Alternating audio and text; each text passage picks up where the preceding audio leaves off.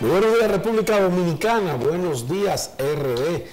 Qué grato es para nosotros iniciar la semana dándole los buenos días y que ustedes nos reciban siempre con agrado en sus hogares. Hoy es lunes santo. Ayer conmemorábamos el domingo de Ramos, que es lo que le da el paso a la denominada Semana Santa, la Semana Mayor, y es donde se le rinde tributo a el paso de Jesús por la tierra. Buenos días, don Ángel Acosta. Buenos días, Pedro Jiménez. Buenos días, María, donde quiera que se encuentre. Buenos días. María. Está en Morelia.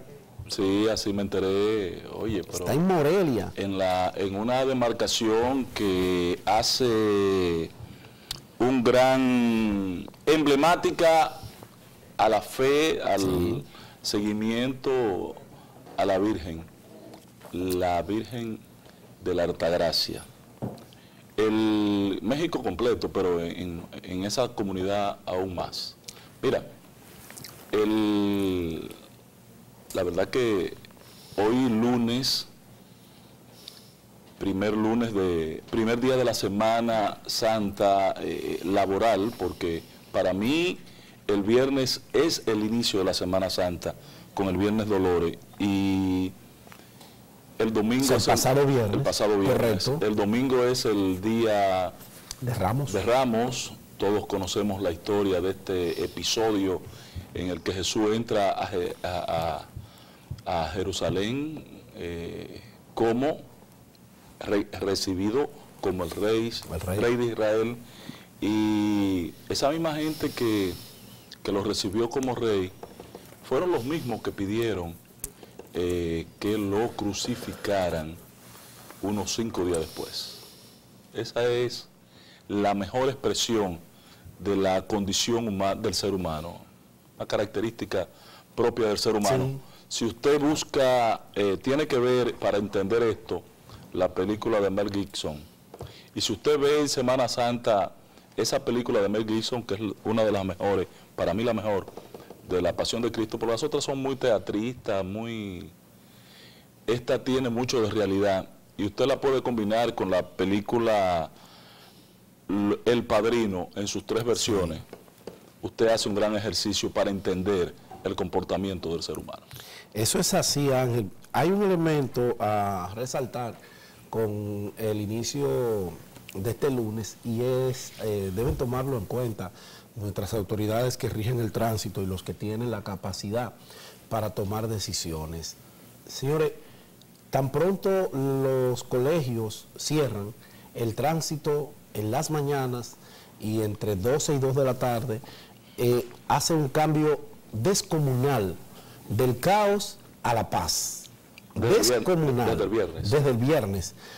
Usted se traslada. Hoy no parecía lunes. Yo, en días normales, yo no puedo salir de mi casa a las 7 de la mañana, porque yo me encuentro un tapón ahí en la República de Colombia que me puede tomar hasta 1 hora y media movilizarme entre 7 y 8. Hoy yo salí a las 7 y 5 minutos, me dio tiempo hasta pararme a tomar un café en una estación, y a las 7 y 30 minutos yo estaba ya maquillándome aquí en el canal. En los días normales yo tengo que salir a las 6 y media de mi casa para poder hacer el mismo recorrido. Eso dice que las autoridades tienen elementos ya comprobados, para tomar decisiones con el tema del tránsito en las horas pico. Para mí hay 2 opciones que las autoridades deben tomar en cuenta. Los colegios han quedado todos atrapados en el polígono central de nuestra ciudad. Usted va a Santiago y es el mismo fenómeno, aunque en Santiago han estado sacando los colegios a la zona periférica ya hace unos 10, 12 años. Aquí no, aquí siguen concentrados los colegios en el centro de la capital. Número 1, ese es un elemento en que la autoridad tiene que sentarse con los dueños del colegio y buscarle alternativas para resolver este tema. Número 2, la colectivización del transporte escolar. No es posible que en una esquina Lincoln, con cualquiera de esas calles que hay, como 7 colegios, usted tiene que ver parquearse a las 6, entre 7 y 8 de la mañana, 300 vehículos. Sí. Porque no hay una guagua de transporte escolar. Hay que colectivizar el transporte escolar. Y lo tercero es que el horario de la escolaridad y del inicio de los trabajos en las oficinas públicas y el inicio de la actividad comercial son 3 horarios diferentes. Si yo tuviera la oportunidad, y fui copartícipe de un proyecto de ley que firmó Máximo Castro Silverio en un momento determinado, siendo diputados los dos, de que el horario de clase sea 7 de la mañana, inicio de las clases, 9 de la mañana, inicio de la labor, la jornada laboral, la jornada laboral pública, y que la actividad comercial comienza a las 10. A las 10 de la mañana. Yo estoy de acuerdo contigo. Está resuelto el problema, sin muchos periquitos, sin mucho movimiento, está resuelto con eso. Y nos damos...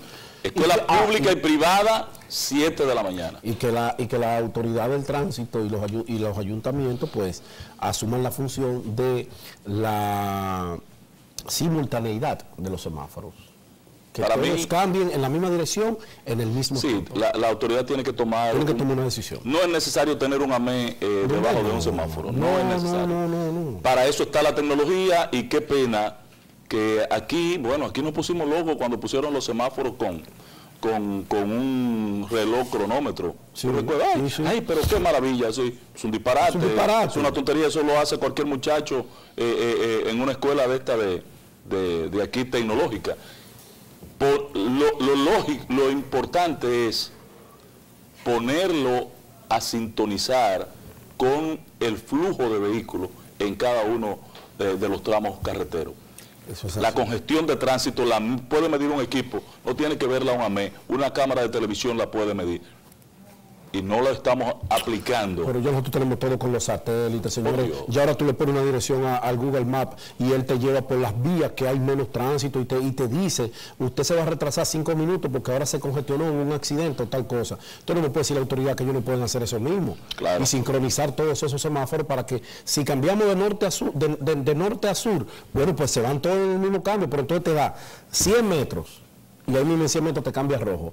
Entonces no hay manera. Miren, señores, hoy es lunes santo, pero nosotros tenemos invitados especiales para hablar del tema de la comida, del tema religioso, del tema del cuidado de la piel, de muchos temas que ustedes que están ya esperando al miércoles o al jueves temprano para irse, lo hagan de la manera más segura posible. Aquí llegó un gran amigo mío, cura párroco de la Alameda.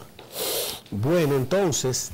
Padre, tienes que dedicarle Semana Santa orando para ver si tú y Philly se convierten al Señor. El padre Federico Marcial, amigo mío hace mucho tiempo, y sus bendiciones me llegan. Ay. Mira, entonces Ángel, la ONU retiró la misión de los 1.300 policías de la MINUJUS que quedaban en Haití, una reunión del Consejo Permanente de Seguridad Nacional, del Consejo de Seguridad de la ONU. 15 países lo componen, 2 abstenciones, solamente Rusia y República Dominicana obviamente le salieron al frente a la pretensión de los Estados Unidos de retirar esta unidad que, si bien es cierto que no estaba resolviendo el problema para la cual fue creada, no es menos cierto que por lo menos era algo importante porque no hay más nada en Haití. Todo el mundo sabe, y lo sabe más que todo el mundo, la República Dominicana, que Haití es prácticamente tierra de nadie, que allí no hay un ejército formal, que no hay una policía que le brinde confianza y seguridad a ese pueblo, que saben que el narcotráfico, la guerra de guerrilla y el crimen organizado hacen sus simientes en territorio haitiano. Entonces, la ONU dice que va a cambiar ahora la MINUJUS por un órgano más político.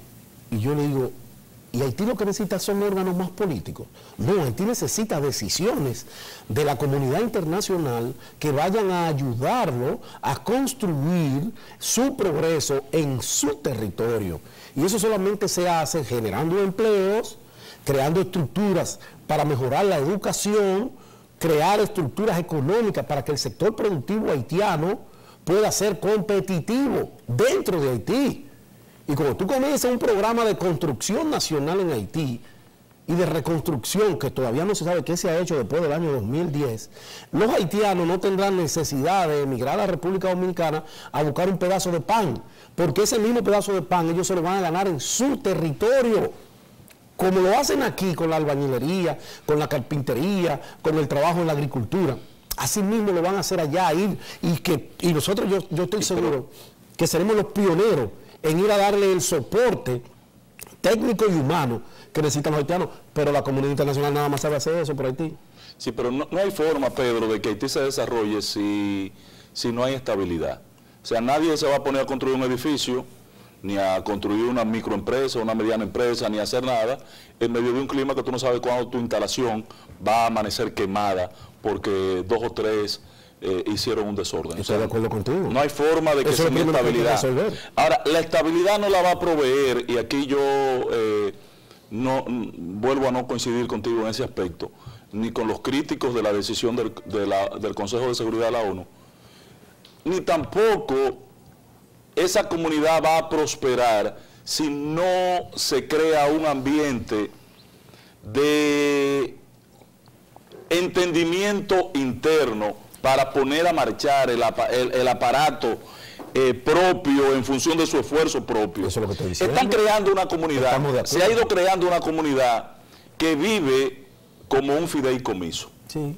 Se ha ido creando una comunidad que vive de la limosna internacional. Y entonces eso no es posible, eso no va a desarrollar Haití. Yo creo que Haití necesita un ejército de 10, 15 mil hombres, que con esos fondos que tiene la ONU podría propiciarse la creación de ese ejército, fortalecer su policía. Ya ellos están formando una policía fronteriza. Eso es importante. Símil a la que tenemos nosotros, República Dominicana. Con ese front haitiano. Exactamente, se llama Polifront, se llama. Polifront. Porque es una policía fronteriza. Si no dan sus pasos propiamente ellos, como que la clase política o la clase gobernante, sí, pero la ONU es como una entidad política, no como una entidad militar, porque el otro descuido... Pero se podían hacer las dos mientras se organizaban, podían estar las dos porque esto por lo menos asustaban, ahora ni siquiera tenemos eso. Yo no lo creo, no. Sí, no yo estoy de acuerdo en la política para la toma de decisiones, sí, hay que orientar, pero que tú tienes que tener una unidad de fuerza para contrarrestar ese mismo ambiente gangsteril que gravita en Haití. Sí. Nosotros podemos correr un gran peligro porque la gente puede sentirse desprotegida. Exacto. Y comenzar a mirar de nuevo hacia República Dominicana. La doctora Ángela Peña, el coordinador está como nervioso hoy, no sé qué fue lo que comió. Entiendo. La doctora Ángela Peña, ella es la presidenta de la Sociedad Dominicana de Gastroenterología y estaremos hablando de alimentación en esta Semana Santa y en los días también después de ella. Ya volvemos.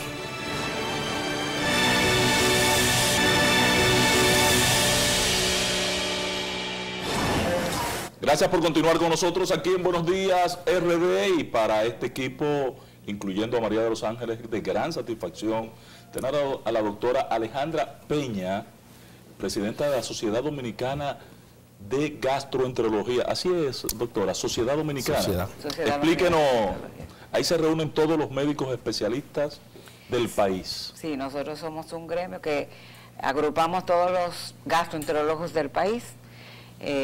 Somos aproximadamente 400, casi 500 médicos, gastroenterólogos. Es una buena proporción para la República Dominicana. Sí, estamos un poco mal distribuidos porque realmente estamos más en Santo Domingo y en Santiago. Sí, si usted va a Montecristi, a Dajabón o a Elías Piña, hay muy poco por ahí. No debe haber ninguno. Si hay uno, va de vez en cuando. Sí, estamos tratando de que eso aunque realmente el Ministerio de Salud Pública debe de regularizar esa parte. Pero es muy difícil porque a veces los que pueden acceder a hacer este tipo de cualquier especialidad, muchas veces son de las ciudades importantes, entonces se quieren quedar en la ciudad. Porque acceder a los que salen de allá y los que salen de allá no quieren retornar. No quieren retornar. Además no tienen clientela, a menos que sean empleados del Ministerio de Salud, Servicio Nacional de Salud. Sí. Porque, doctora, el tema del gastro, del estómago, ha aumentado y seguirá aumentando según la vida se nos va haciendo cada día más difícil, el pluriempleo, mucha tensión, y todo eso va a parar en el estómago. Afecta, consecuencia, cómo uno evitar que esos desaciertos que uno hace en el día a día, pues le afecten al estómago. Bueno, en el estómago tenemos varios componentes que pueden afectarlo. Hoy día se sabe que uno de los más importantes componentes que puede producir afección gástrica es un microorganismo llamado Helicobacter pylori. El Helicobacter pylori está en el estómago, puede producir gastritis, puede producir úlceras. Pero también existen otras situaciones como el estrés, el uso de medicamentos gastrolesivos, por ejemplo las aspirinas, los diclofenac, lo que nosotros le llamamos AINES. Esos medicamentos pueden afectar. El estrés es un componente adicional, o sea, si concomitantemente usted tiene también estos parámetros que yo le había mencionado, y además de eso está el estrés, eso ayuda más todavía a tener manifestaciones gástricas, no solamente gástricas, sino gastrointestinales. El estrés tiene mucho que ver también con otras manifestaciones a nivel intestinal también. Se dice que en el intestino se produce una sustancia llamada serotonina, que tiene que ver mucho con lo que es el estado de ánimo de nosotros. Entonces, realmente cada día más nos damos cuenta que hay una relación importante entre el aparato digestivo y la parte emocional o la parte del sistema nervioso central en el cuerpo. Pero en esta etapa de nosotros, yo entiendo esa parte que usted plantea de que el estrés influye en el estado de salud del estómago. Tengo la impresión, corrígame si estoy equivocado, que hay 3 órganos que son sensibles a la presión del día a día: el corazón, el estómago y los riñones. Siendo así, la Semana Santa es una vacación, aquí no hay estrés. ¿Por qué tantas dificultades, daños, intoxicaciones? Ya los hospitales están preparados para las intoxicaciones de alcohol o de comida. Explíqueme por qué esta acción preventiva. Realmente la Semana Santa produce un ambiente de alegría, de euforia, porque muchas personas están fuera de trabajo, quieren ir a divertirse. Pero lo que debe generar alegría, doctora, es tener trabajo. Dígaselo a estos muchachos. No, porque los tienen, le dan un asueto. Es que tiene que generar la alegría, no trabajar. Bueno, porque produce un sustento. Lo que pasa es que durante el trabajo se genera estrés porque hay mucha presión. Pero ya en los días en el que nosotros, ya en Semana Santa, que es lo que venimos a hablar, en la Semana Santa los pacientes planean sus vacaciones cortas, planean salir de la ciudad o ir a playas, ir al río, irse con su familia, compartir. Pero esto desde el punto de vista de salud, por una parte es buena, pero por otra parte hay que tomar medidas preventivas para no tener intoxicaciones alimentarias, intoxicaciones por alcohol, para no enfermarnos. Así es.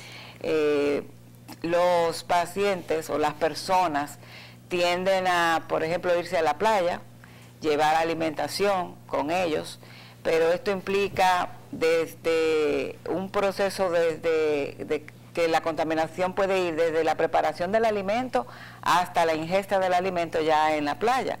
Entonces, las personas tienen que tomar en cuenta la preparación del alimento, que tiene que ser con todas las medidas de higiene adecuadas, con los alimentos, por ejemplo, los carnes crudas no deben de mezclarse con alimentos ya cocidos. En las mismas tablas no se debe de cortar los alimentos porque pueden contaminarse. Ya entonces en la cocción debe tener una buena cocción, porque hay microorganismos que no se eliminan se eliminan, mejor dicho, con altas temperaturas, y entonces debe de tener buena cocción, debe tener adecuados condimentos, no en exceso de alimentos. Ya el envase, es importante envasar bien los alimentos, los envases deben estar limpios, que queden bien sellados. El tipo de alimento que nosotros llevemos. ¿Qué usted recomienda, por ejemplo, para la gente que va a la playa o al río, que va el mismo día y regresa el mismo día? ¿Qué tipo de alimentos son los recomendables para ingerir dentro de un marco donde se va a tomar alcohol y se va a estar dentro del agua. O los espaguetis. No, no es el más recomendable, es el más económico. Sí, lo que pasa es que nosotros tenemos una población que el estilo de alimentación no es adecuado, porque lo ideal es que uno ingiera muchos alimentos como vegetales, frutas, cereales, fibras, pero ¿qué pasa? Se no aguanta el romo que se los mete, alimentos, ¿no? exacto, las frutas, los vegetales, también llevan una adecuada manipulación. Tienen que ser frutas, vegetales que estén bien lavados, que estén incluso lavados con agua con un poquito de cloro. O sea que la manipulación también de estos alimentos es importante. Los pacientes, perdona que diga mucho los pacientes, porque son los que me llegan a mí, las personas tienen que llevar alimentos que sean fáciles de digestión, no deben de ingerir grandes cantidades, porque no es bueno introducirse a la playa, a la piscina, acabado de comer, porque en el momento que nosotros comemos, la circulación sanguínea, la sangre se dirige al estómago para la adecuada alimentación. También... Y cuando se produce el cambio de temperatura, le regresar al agua. Exacto. Sí, también cuando se produce el cambio de temperatura, exacto, se produce una vasoconstricción, o sea, los vasos se ponen pequeños y no llega adecuada oxigenación, sobre todo al cerebro, y eso puede también producir... por eso hay personas que se pueden morir, que le dé una pérdida de conocimiento. Aunque si se entra el agua despacio, poco a poco, eso el organismo, le da tiempo al organismo. Pero que se paralice la digestión sí es un peligro real. Sí. Realmente, por el cambio de temperatura, o sea, usted está comiendo, se da unas harturas, se mete a un agua fría, hay una distracción de... Es lo que le digo, la mayor parte de la circulación se dirige al estómago. Exacto. Para producir adecuadamente la digestión. Entonces, se puede enlentecer un poco la digestión. Los alimentos, como le dije, no deben ser alimentos pesados. No mangú de plátano. Atención, muchachos, ustedes que van para la gira. No mangú de plátano, no espagueti. Cámbienlo por un pedacito. Es fácil de por ejemplo, pero los dumplings, la yanique, que no lleven picapollo. Ese aceite que ustedes se meten cuando se comen una debe ser bajo de grasa, de grasa. Y por ejemplo un poco romo. Sí, y cualquier cosa, el romo es saludable porque empareja la carga. Es un digestivo. Sí. Un digestivo. El alcohol, tenemos que tener en cuenta que puede haber una intoxicación alcohólica. En la intoxicación alcohólica hay un exceso de la ingesta de alcohol. Entonces hay personas que hay que tomar en cuenta que hay personas que están acostumbradas a ingerir alcohol y puede ser que una o dos cervezas no le produzca una intoxicación alcohólica, pero otra persona que no esté acostumbrada sí le va a producir. O incluso, por ejemplo, las mujeres son menos intolerantes a cantidades de alcohol. También la talla, o sea, una persona muy alta puede ingerir tal vez un poco más.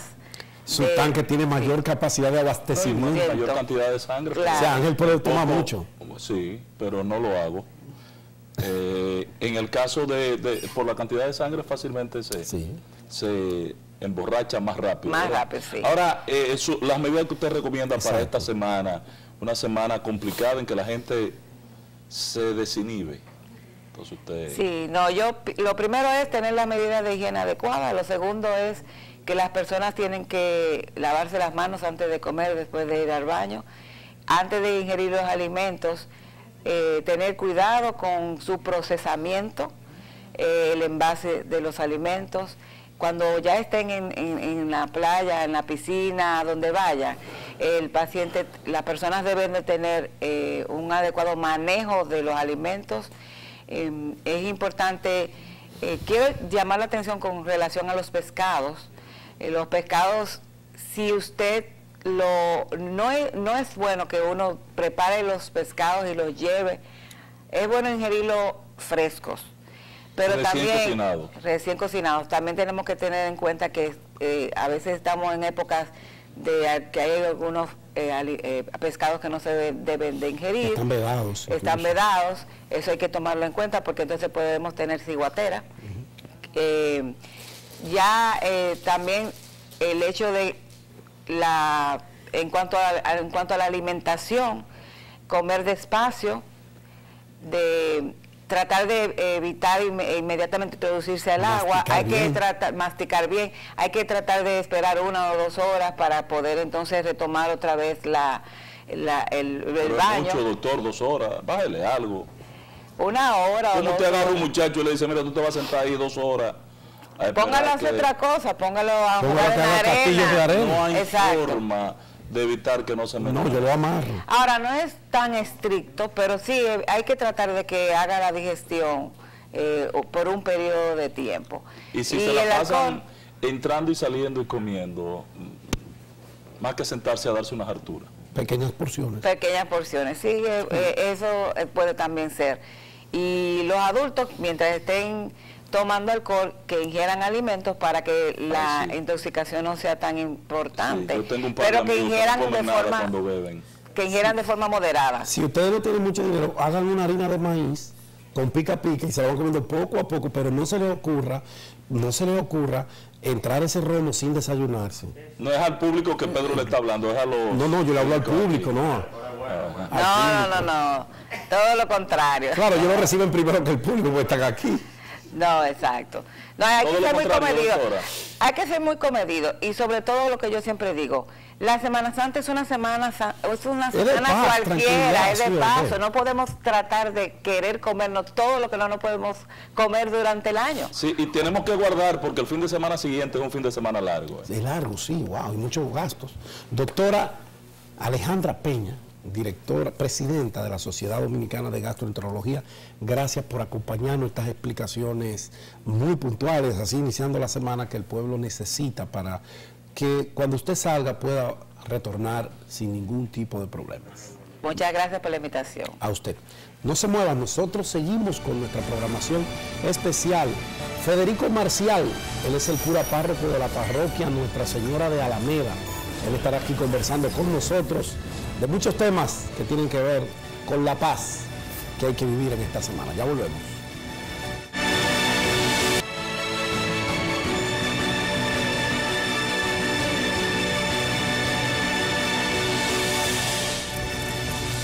Es un honor, es un privilegio siempre que uno tiene la oportunidad de conversar con amigos. Y este que voy a presentar ahora es un gran amigo mío y de mi familia, el cura párroco de la parroquia Nuestra Señora de Alameda, Federico Marcial. Una vocación social sin precedentes. Bienvenido, Federico. Bien, muy buenos días, Pedro. Muy buenos días, hermano. Padre. Que Dios me lo bendiga a todos los amables televidentes que entran en contacto con nosotros en Buenos Días. A usted, padre, como que me lo sacaron de su hábitat de confort, que es entre los pobres, y me lo trajeron a bregar con los ricos. Parece que los ricos necesitaban muchas oraciones. Bueno, no tantos ricos, porque tú sabes que muchas veces disfrazamos las cosas y pensamos que en el entorno hay personas pudientes en el lugar donde estoy. Pero siempre aparecen aquellos que están ávidos de que se les hable de Dios. Y recuérdate que Jesús no hacía distinción entre riqueza y pobreza. Para Jesús todos eran iguales. El mejor ejemplo es el caso de Zaqueo. Efectivamente. Mejor ejemplo, yo lo leo, me encanta Zaqueo. Sí.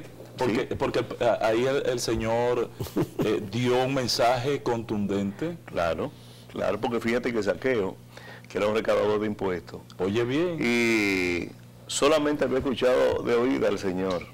Pero en un momento determinado, él quiere conocerlo, pero no puede porque el grupo de personas que hay allí no le permite llegar a observar al Señor. Entonces, ¿qué hace? Se sube a un árbol y el primero que ve al Señor es a él y le dice, ven, que quiero comer contigo. Y más, y el resultado, padre, porque lo emblemático para mí de ese encuentro es cuando él se dice, ojalá y algunos funcionarios lo entiendan.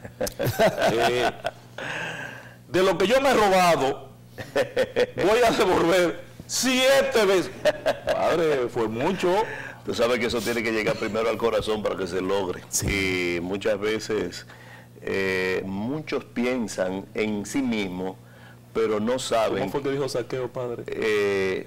Voy a devolverle lo que me he robado. No, 7 veces lo que me he robado. El doble de lo que me he robado. Ay, santo. Muchas veces piensan en ellos mismos, pero no piensan en el otro. Además, creen que estarán todo el tiempo en la tierra. Y hay un dato bíblico que aparece sobre eso, y es que hay un momento en el cual hay una persona que está guardando para sí, guardando para sí, guardando para sí. Entonces el Señor le responde: come, bebe, túmate, pero recuérdate que mañana te mueres. Exacto. Y entonces, ¿qué harás con eso? No sirve para nada. Ahora, padre, ¿qué significa esta semana en términos reales? ¿Qué significa para la humanidad este momento de reflexión de la Semana Santa? Lo primero es que tú sabes que en los 365 días que tenemos, la Iglesia Católica toma una semana para hacer un stop en lo que es todo lo cotidiano, para poder celebrar durante esa semana, primero, mirarse a sí misma y ayudar a los feligreses a que se miren también, para cambiar y purificar sus actitudes. Sobre todo, celebrando durante esa semana varios puntos importantes que nos ayudarán verdaderamente, que culminarán el domingo siguiente con el domingo de Pascua. Primero te celebra el tríodo pascual, que es la pasión, la muerte y la gloriosa resurrección del Señor. Pero previo a esto, estos días últimos de preparación hasta el jueves que comienza el tríodo, hay 3 momentos que se celebran. Por ejemplo, el día de hoy se celebra Jesús atado a la columna. Mañana se celebra el Jesús pacientísimo. Y el miércoles se celebra Jesús Nazareno. Antes de entrar a lo que vamos a celebrar, a la pasión, a lo que es la pasión, la cena, la muerte, sí, porque la cena básicamente la cena es un encuentro con los apóstoles, primero para hacerle ver lo que el Señor va a vivir dentro de poco, pero hacerle entender que ellos no deben desaforarse ninguno y sobre todo continuar la misión que el Señor les va a dejar. Incluso ellos de por sí, no entendían el hecho de que el Señor iba a morir. Porque para ellos, ¿qué había para los apóstoles? Y sobre todo para el pueblo. Primero, que esperaban un Mesías. Los judíos esperaban un Mesías que les resolviera todo lo que ellos necesitasen desde el punto de vista económico y material. Pero ¿qué pasa? El Señor lo que venía era darle plenitud a esas leyes que tenían los judíos. Los políticos esperaban una separación del Imperio Romano. Claro. Y los religiosos esperaban realmente el Mesías. Efectivamente, y por eso es que durante la trayectoria de los 3 años de vida pública del Señor, no pudieron hacerlo preso. ¿Por qué? Porque no había ningún vínculo que tuviera que ver con el poder político para poderlo agarrar. Entonces, los apóstoles, a la hora de encontrarse con el Señor en la Santa Cena, lo que hace es que Él lo prepara para que se viva a plenitud lo que se va a ver en la pasión, muerte y gloriosa resurrección, que se vive más adelante. Entonces, padre, toda esta celebración marca un calendario de actividades en la Iglesia Católica y en la familia cristiana. Efectivamente. La iglesia, ¿qué tienen ustedes para cada día diseñado? Claro, fíjate, ya yo expliqué lo que había en los 3 primeros días. Correcto. Entonces vamos a entrar... Padre, párese ahí, por favor, Pedro, perdóname. ¿Por qué usted comienza el lunes y no me inicia el viernes? Porque para mí el viernes, cuando yo era muchacho... Que es muy importante también. Es un día como que quedó en el aire y la iglesia lo retoma para vincular al dolor de la madre, a la Semana Mayor. Pero fíjate una cosa, el hecho es... El domingo. Porque el domingo arranca, o sea, en el día de ayer, nosotros arrancamos con el Domingo de Ramos. Pero ya que vinculas, pues, el viernes es como el pórtico que abre directamente lo que va a ser más adelante la Semana Mayor. ¿Por qué? Porque se observan los dolores de la Virgen María, sobre todo en el momento de los padecimientos del Señor. Pero a raíz de los dolores, entonces, se da una dicotomía el Domingo de Ramos. ¿Por qué dicotomía? Porque el Domingo de Ramos celebramos la entrada triunfal del Señor en Jerusalén. Pero fíjate una cosa, en la meditación que llevamos nosotros, ese domingo lo reciben el día de ayer con las palmas y dan... tendiendo ramos sobre la vía. Símbolo de alabación. De alabar y recibiendo al Rey. Pero el viernes, ¿qué sucede? Los mismos que le están alabando y le están levantando las palmas, son los que le dicen al final, crucifícalo. Condición humana. Y entonces, el hecho es que nosotros decimos, me decía una señora, una feligresa, padre, un día, padre, si yo estuviera ahí, yo no hubiera permitido que crucificaran al Señor, ni mucho menos le hubiera gritado. le digo yo a ella, tú eres la primera, como Pedro, que en aquel momento le dijo que lo iba a dar en toda su vida por todo, pero al tercer día cantó el gallo y él tres veces cantó el gallo y le dijo que no lo conocía. Increíble. O sea, ese domingo de Ramos está a la puerta de ese apresado. Claro, y entonces ese domingo comienza lo que es la Semana Mayor con el Domingo de Ramos. Entonces pasamos al jueves, donde comienza el Tríodo Pascual. Fíjate que el Tríodo Pascual, comenzando el jueves, es donde se da el jueves, la institución de la Eucaristía.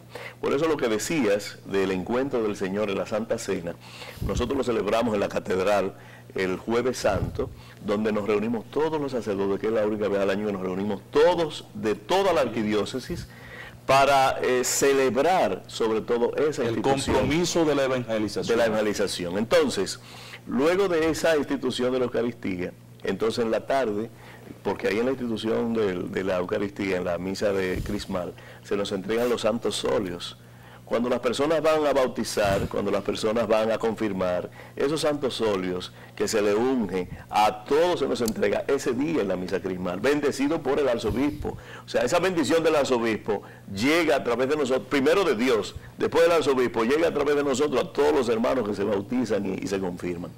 Entonces, en la tarde, en la parroquia, se celebra lo que es la misa de Incena Domini, que es la misa de la Cena del Señor, que fue aquella que tuvo el Señor con los discípulos. Y después se tiene el lavatorio de los pies, que es donde el Señor se anonada y sobre todo le hace ver a los apóstoles que ante todo tienen que ser. Pero eso nada más se celebra en los campos.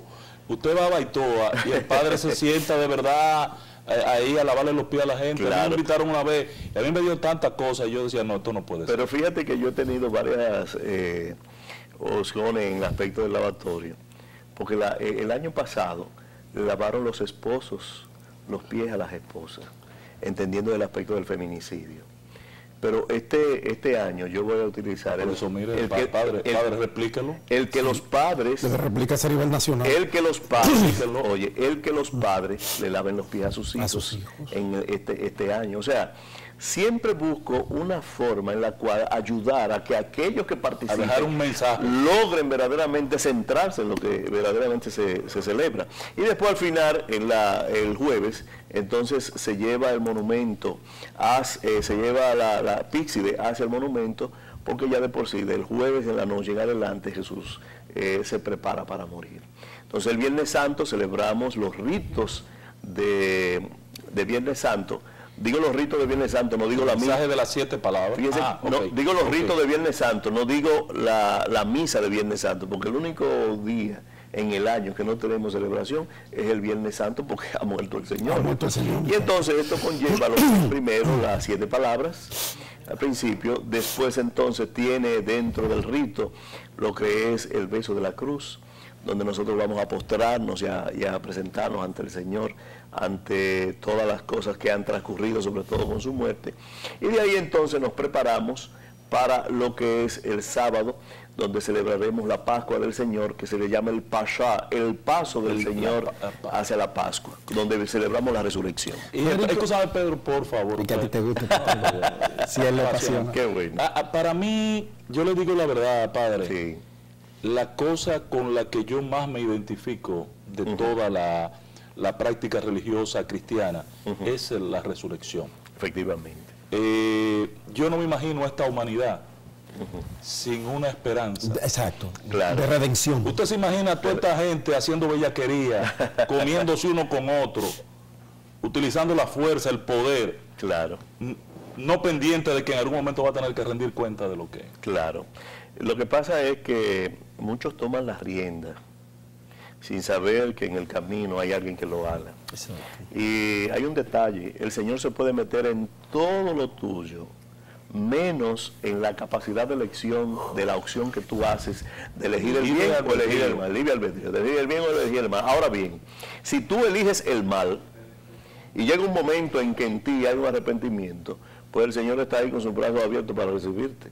Porque perdonarte. Y perdonarte, porque Él por encima de todo. Pero algún castigo ha de haber por tus hechos. Bueno, lo que pasa es que en el trance de purificación tú asumes Exacto. el castigo, pero entonces ahí ofrece el Señor la misericordia. Porque esas son las leyes divinas. Entonces, aquí en la terrenal le ponen, usted infringió la ley, usted tiene una sanción penal. Efectivamente, así es, pero el Señor es más misericordioso. Sí, claro. Y sobre todo, lo que más nos interesa a nosotros es que no le pase por encima la Semana Mayor, sino que logremos verdaderamente entregarnos por entero y hacer una opción de revisión, para que así, a partir del domingo de resurrección, la redención que el Señor ha puesto en nosotros nos ayude a tener un camino mejor.